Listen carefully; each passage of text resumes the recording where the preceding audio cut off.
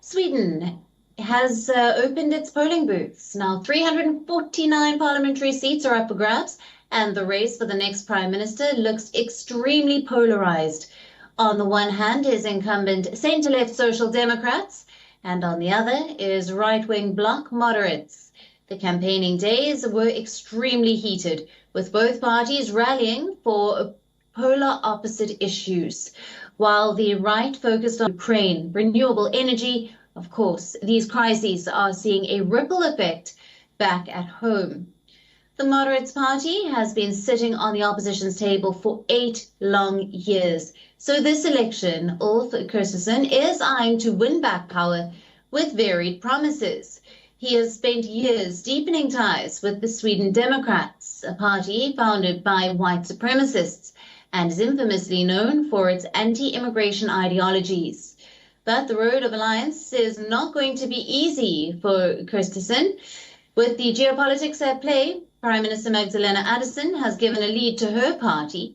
She is Sweden's first woman prime minister and led the country towards a historic NATO membership bid. After Russia invaded Ukraine, Andersson understood the security threat that came along with it. So she single-handedly convinced her party to abandon their long-standing position and prepare to become a NATO member. The Swedish parliament currently has 8 political parties, 4 on the left and 4 on the right. Analysts say a minority government is the most likely outcome, which will force the next prime minister to rely on policy compromises with like-minded parties. Now, a professor from Stockholm decodes what to expect from this year's election. You can claim that the Sweden Democrats have influenced the other parties.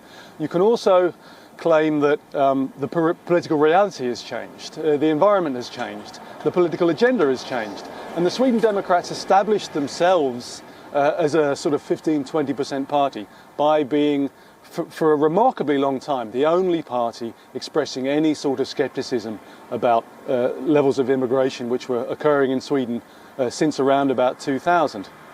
And perhaps the other parties simply realised in the end that they had to adapt their messages to make them more like the Sweden Democrats. And for more details, we are now being joined by Ashok Sajanhar, who is a former Indian ambassador to Sweden. Thank you for being with us on this broadcast. Now, what is at stake, considering the geopolitics at play, with the outcome of these elections? I think if we were to look at it domestically, what is at stake is whether the Social Democrats will be able to hold on to power.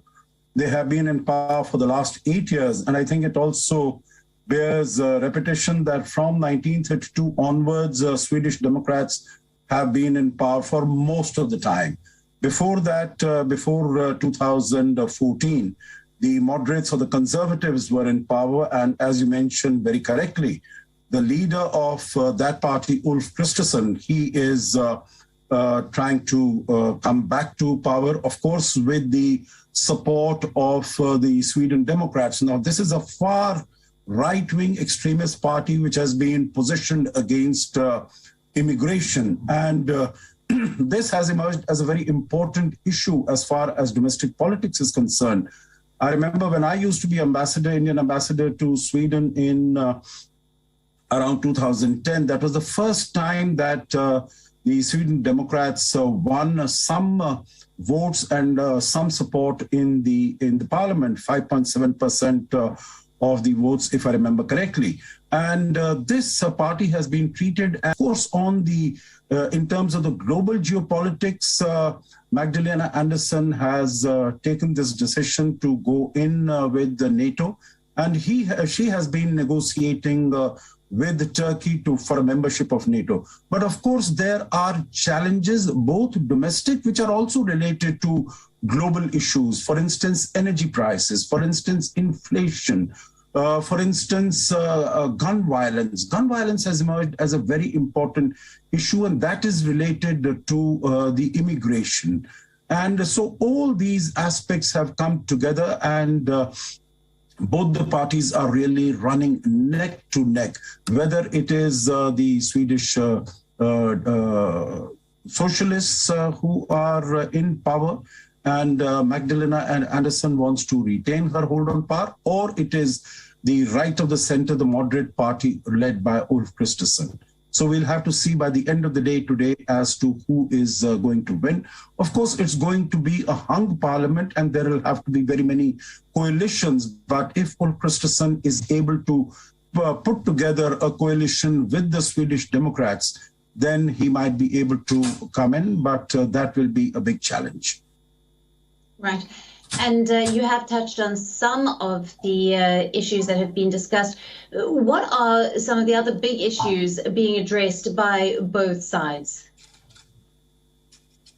I think in terms of domestic issues, it will be the law and order problem, because that has suffered very significantly over the last many years. As I mentioned about gun violence, I think 2020 was the year in which there were the highest incidents of gun violence, more than 350.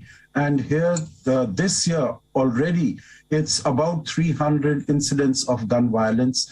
And many people are relating to the increased immigration. In fact, Magdalena Andersson, the Prime Minister, she herself said in April this year that this increase in the popularity and in the support for the Sweden Democrats is basically because of increasing immigration and also increasing law and order issues. And all of them want to come on to reach out to the people, but they are all finding it rather difficult as to how to maintain their original ideologies, but still have a much stronger, stiffer law and order position on that.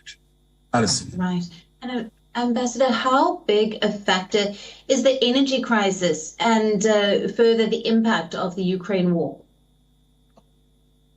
That is a huge issue in Sweden at the moment, because the energy price crisis is also resulting in inflation. The energy prices have risen. We have winter knocking on the doors. Of course, Sweden is dependent to a very significant extent on renewable energy, on hydropower, hydroelectric generation. But still it has, in consonance with the global prices of energy, prices in Sweden have also risen. And since it's a manufacturing nation, so the inflation, that has led to inflation also. And this is a problem also as far as the youth is concerned, because in terms of getting employment, in terms of getting productive occupations for them, that has become a shift as far as the Ukraine government is concerned. Right. Ambassador, we appreciate you being with us on the broadcast and your insights and analysis there. Thank you very much, Alison. Thank you. WION, now available in your country. Download the app now. Get all the news on the move.